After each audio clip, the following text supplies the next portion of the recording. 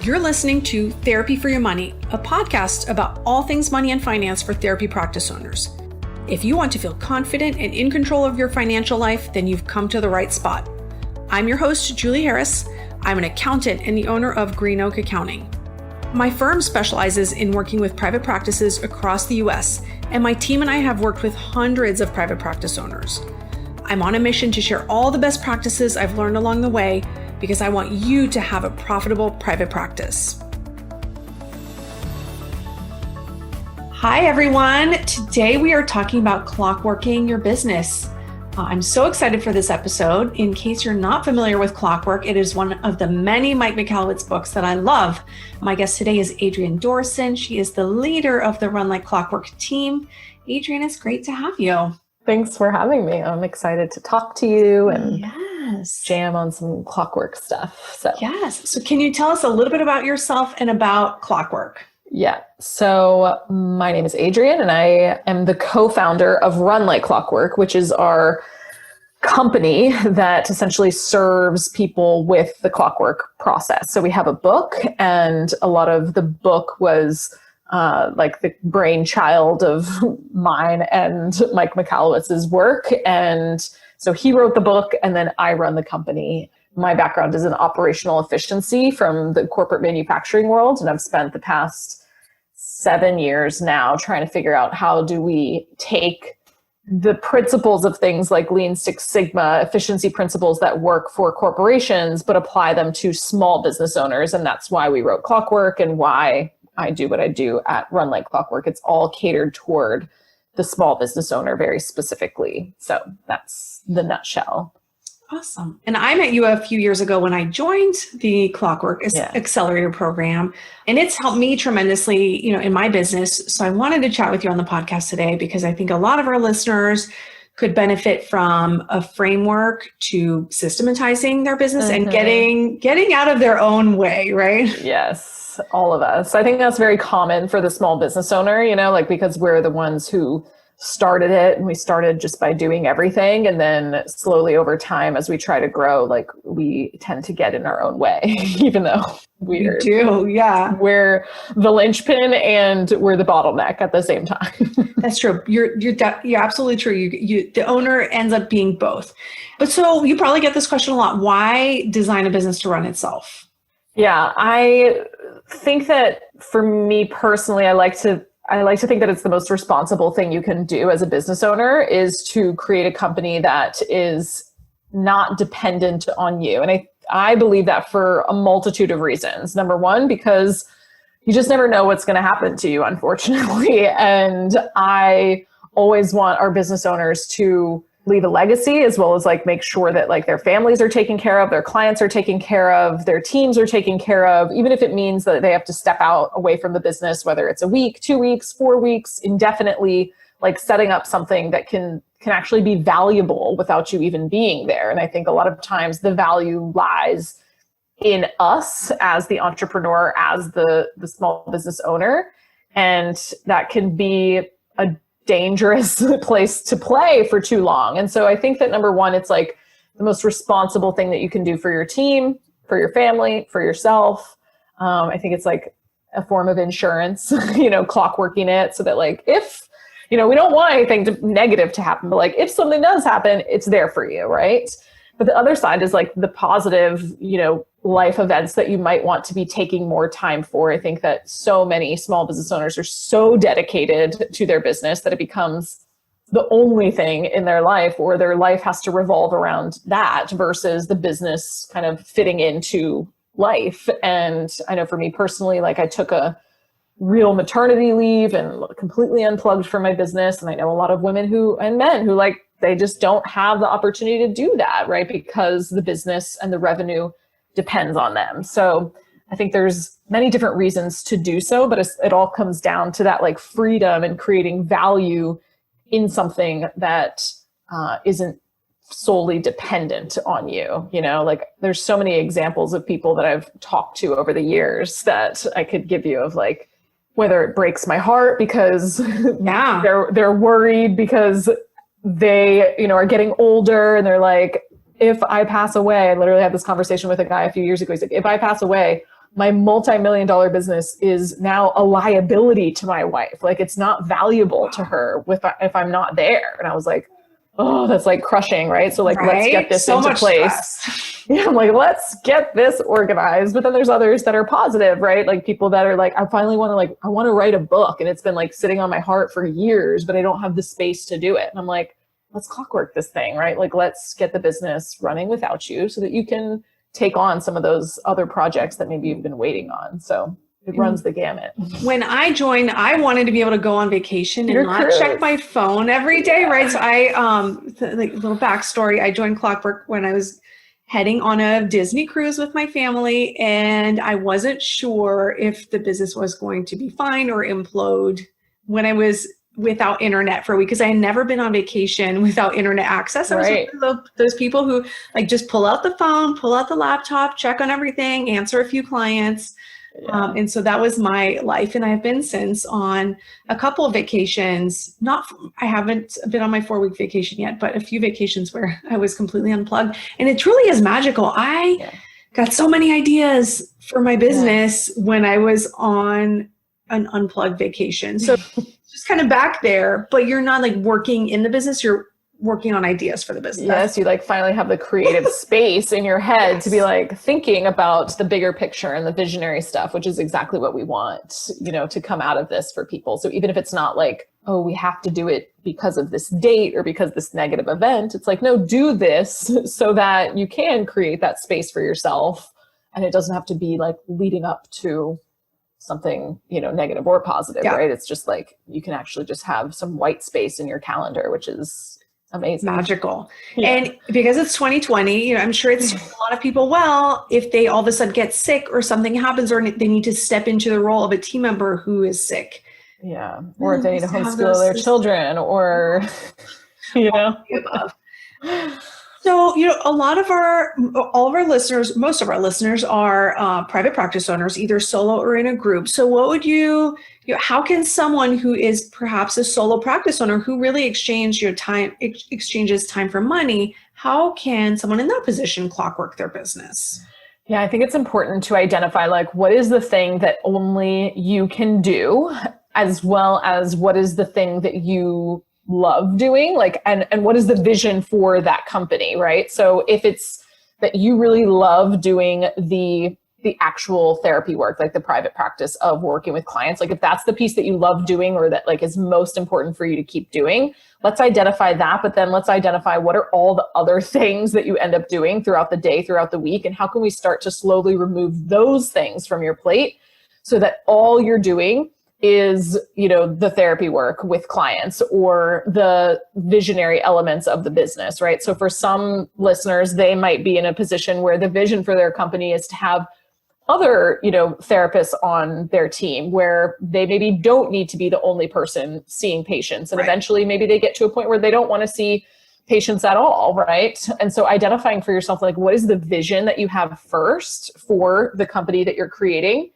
And then what is the role that you need to be playing within that visionary company? And how can we start slowly but surely, this is not an overnight fix, but starting to move you more towards those activities during your day that are going to be more valuable to the business, and start slowly removing some of those other things from your plate, whether that's we could remove them in a few different ways. Number one, we could just trash them, right? So we could just completely stop doing them. Number two, we could trim them where we maybe need to keep doing them, but we shorten the amount of time that we're spending on doing them. So Parkinson's law states that a task will expand or contract with the amount of time that we give it. So if you're spending 3 hours every day answering emails, maybe we could just set a timer for an hour and just get as many, that timer will really make it work. You will get it done. And then the third thing we could do with those tasks is we could transfer them. So maybe the company still needs to do those tasks, but maybe you don't need to be the person doing them. And so those are the things that you want to identify for all of the activities that really aren't your highest value to the company. And I would really challenge everyone to think is it working with, my patients, or is it being the visionary CEO? Because I'd be hard pressed to identify that it's anything else besides those two, unless it's like something very close to the money, like marketing or sales or something like that. But yeah, for a private practice owner, I'm thinking it's probably working with patients. Yeah, so that's what I see. I mean, for solo practice owners, obviously, Yes. So it sounds like clockworking in that case would be something like having systems around maybe the intakes, the phones, the billing, right? Having some systems around that, maybe even someone who does those things Yes. for you, and a contingency plan possibly. If you were out sick or something happened to the clinician, that there is a buddy system. There's someone who could step in and help with your clients, that they're not just out of luck. Waiting. Yeah. Some kind of, so even for a solo practice owner, and I've seen a lot of our clients do that when they were going on maternity leave or a planned surgery, for example, where they're just buddying up with someone. Not everyone needs to be seen during that time, but that there's a system and something in place as a resource for clients, like should something happen to you. Because sometimes it's happy reasons to be gone, but sometimes it's not, right? Where it's an illness or sickness. And I like to think about like all those other things, like getting the billing or, creating systems for it so that someone else can do it is essential, right? And it doesn't have to be hard or complicated to do that. But creating simple systems so that someone else can do some of those activities. I like to think that doesn't just free up the hours that you're doing those activities, but for me, anything that is a task that is not in my strengths or like in my wheelhouse is usually very energetically draining for me. And to me, like if I can free up an hour of something that like energetically drains me, it actually gives me like way more than an hour back, like it's not just 1 hour for 1 hour. It becomes like, oh, if I can get 1 hour of billing off of my plate, like that's like 7 hours of creative energy, Got it. No, that makes a lot of sense. Because otherwise I'm fried afterwards. Like my brain is just, it can't do anything creative that is actually one of my highest values to the business. So starting to think about those hours in a little bit of a different type of, way in terms of like, what are the tasks that are draining you and how can we get those off your plate first too? Yeah, and that kind of ties into my next question. I wanted to talk about how clockworking can help a clinician increase profit in their business, because we talk about all things money here. Yes. So what are the main ways that you see that happening? Yeah, so anytime that you are winning time back for your more valuable activities, you're going to be able to grow the business, right? So for example, like if you currently have a client, like if we determine that your highest value is seeing patients, right? And like working in those sessions. And right now, maybe you have the capacity for 20 a week. I don't really know what most people do, but like 20 a week. 20 is pretty normal. Sounds like energetically, maybe that's what we're able to do, right? Yeah. But in the other 20 hours a week, maybe you're spending that on billing or administrative stuff like invoicing or scheduling, all of the other emails, like all the other administrative things that come with a business. If you were to free up those 20 hours and we were to hand them over to someone else, yes, we're going to need to pay someone to do the administrative things, but ideally we're paying someone that is going to be at a lower pay rate than your hourly rate. So there's two things that we can then do with your freed up time, right? So let's say we get 20 hours back. Let's just say we handed 20 hours off to an administrative person or an executive assistant or whoever it's going to be. Now you can either open up capacity to see more patients, which may or may not be of interest, right? So it's like, do I have the capacity energetically for more patients now that I don't have 20 hours of billing to do, right? So number one, right out of the gate, you could spend those additional 20 hours, or maybe it's additional 5. Maybe you could take on additional 5, not 20, right? Like, so thinking, okay, now I can spend an additional 5 with patients. That energetically feels doable for me. Now I still have these 15 hours. You could spend those 15 hours either doing marketing or sales or follow-ups with clients, things that might be closer to the money or help you grow the business a little bit more. Or you could spend them on what we would call like design activities, more like strategy or the vision of the company. Like how do we want to grow? Like what are some new ideas that we could bring to the table? Those are also things that are going to help grow the business. The other thing you could do with those additional like 15 hours is spend it with your family, spend it Have on a hobby, life. have a life, right? Like not feel this need to like max yourself out all the time.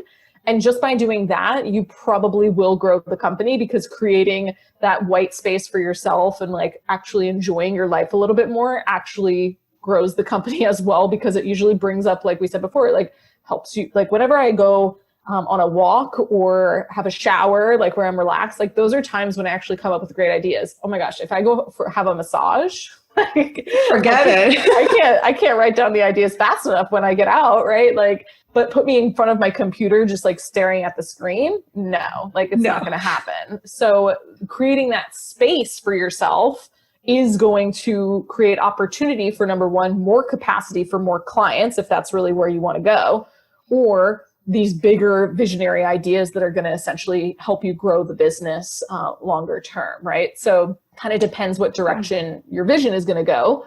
There's so many different ways that you could actually be making more money by removing yourself as the bottleneck to some of these activities that are just below your pay grade right now. And that's feedback that we hear often from our clients, where they want to be able to spend more time in that visionary role and doing all the things that really move the needle. So whether that's recruiting or building relationships with referrals, or working on a course that they can sell that they don't have to be involved in at all, right? So they want to be doing all of those things. So that's where the money is, right? Freeing up your time to do the things that really only you as the business owner can do, right? Yeah, I like to think of this like ship analogy where you are the captain of the ship, right? And there are people on the ship that are also working for you. They're like, you know, the crew. And the crew is down in the engine room, and they're trying to shovel coal into the engine to make it move, right? Like they're doing things that help the company move. But you as the captain are guiding, you're leading, you're navigating the ship. And if you continue to run down to the engine room and like shovel coal because you're like, but I can do this, like I can shovel coal too, right? It's like, okay, we know you can shovel coal as well. That's great that you can do that. We've seen you do that for years. But if you're down here, who's up there, right? Like no one else is guiding, leading, and navigating the ship. Like that's the captain's job. And the same thing is true for your business. Like the visionary elements, like if you don't make time for those, guaranteed there is no one else on your team that's making time for those. So I love that. That's visual. I've never heard you use that one, and I love it. Yeah, stay up top with the captain. Stay on the deck, lead the ship or guide the ship. Yeah, because your team also, like, as you start to bring people on, like, they want to help you. They want to be able to do their jobs. And also, if you keep coming in and trying to take over or trying to, like, show them that you're worthy by doing the work, which I often hear, like, oh, my team's going to think I'm lazy if I don't do, you know, all these things that, you know, I used to do. And I'm like, does the team think you're lazy? Or like, did they say that to you? Or is that a projection? Like, are you going to think you're lazy? Right? Like, because the team has probably never said that to you. And they need a captain. Like, they need someone to tell them where we're going, how we're getting there, what your ideas are for leading and navigating this ship. So, what the next step is. Yes. Yeah. You know, I love the ACDC framework, and I personally review my business each quarter to see where my bottleneck is. So do you want to tell us a little bit about ACDC? Yes, this is a tool that we use that will help you identify like where your current bottleneck is. So what I mean by that is like where you have an opportunity for growth and you need to focus your energy on solving that problem. So most of I created this framework because most of the time we are either solving the wrong problem or we're trying to solve too many problems at one time. And this is like an arch nemesis of the small business owner, because it's not that we're not doing anything. It's not that we're sitting around like not doing the work. It's that we're putting in lots of effort and we're not seeing the progress that we want. And we're just like, why am I working so hard, but I'm not getting the results that I want? And it's because either one, you're focused on solving the wrong problem, or two, you're focused on solving too many problems at once. And so I created the ACDC model, the framework, to kind of help you identify which is the problem that I have now, like which is the most pertinent problem for me to solve first. And then I might have another one, but the bottleneck will help you identify that. So the A is attract. Like, do I need to attract more leads to allow me to reach my revenue goals, right? So this all relates back to like what your personal revenue goals are for a business.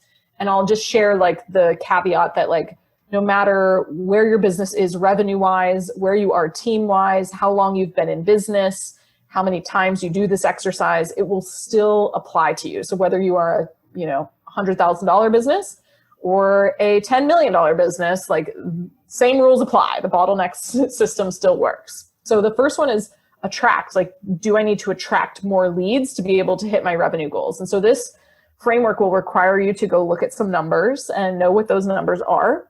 Where are your leads even coming from? Am I attracting enough of them to hit my revenue goals?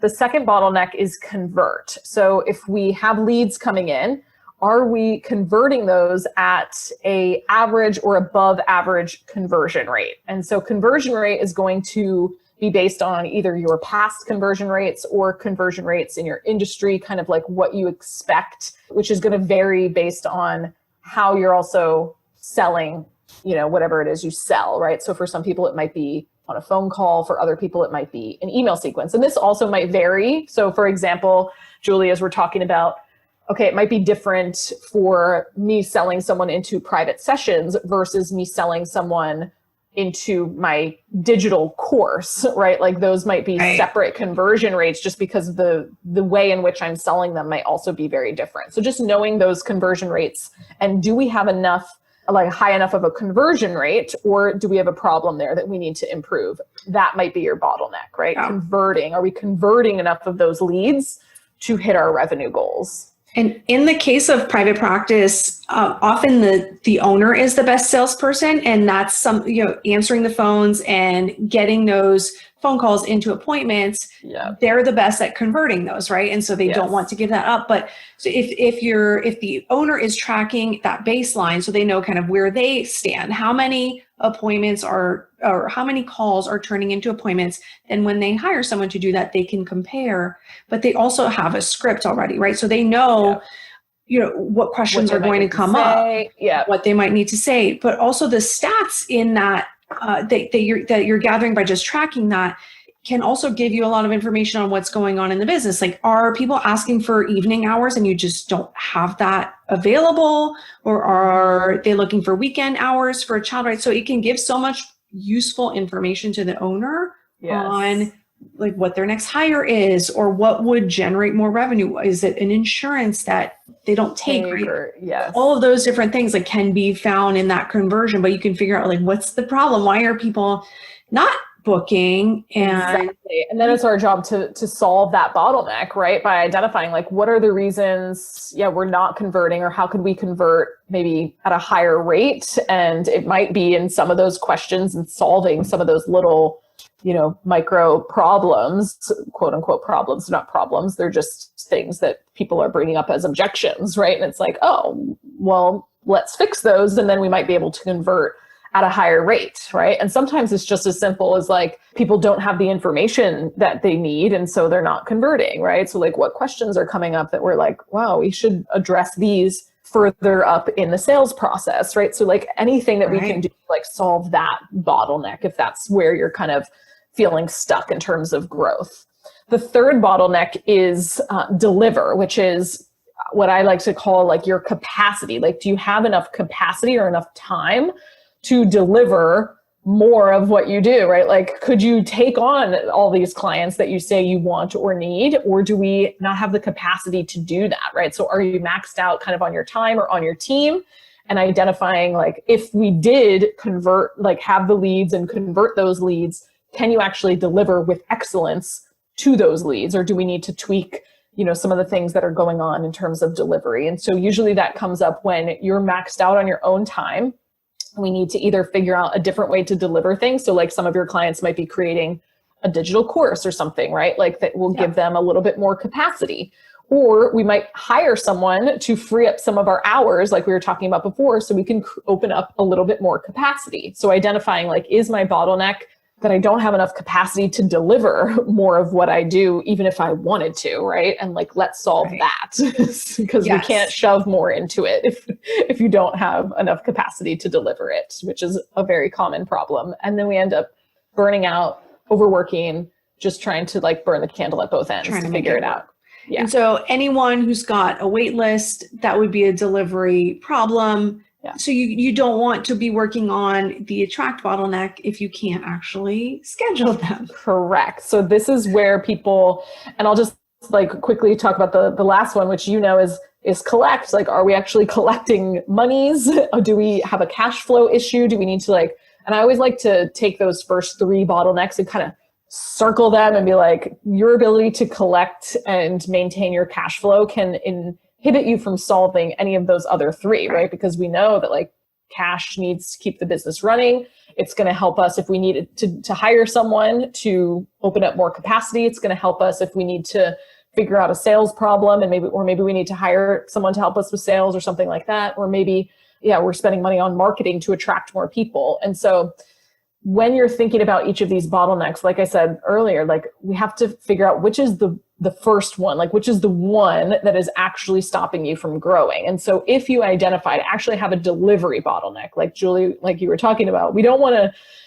keep pumping money or energy or time into attracting a ton more leads. If we can't actually serve them on the back end, it's a huge waste of your resources. But a lot of times as small business owners, we think or we feel like we need to keep doing everything, or like our problem is always the sales and marketing. Let's just solve it by selling more. It's like, that's not always the answer, right? So figuring out which one of those you have right now, and then putting your energy as a team or as an individual into actually solving that is going to be a game changer, because anything else is inefficient, right? Like if you're trying to spread yourself thin and do all of these at one time, it's not going to work out as quickly as you would like. Yeah. And the collect piece, in the case of private practice, again, like for insurance practices, there's not that much say, right, in how quickly that comes in. But that means the practice does need to be billing on a regular basis. Once in a while, I'll come across a practice owner who says like, oh, well, I just bill once a month because I don't have time to.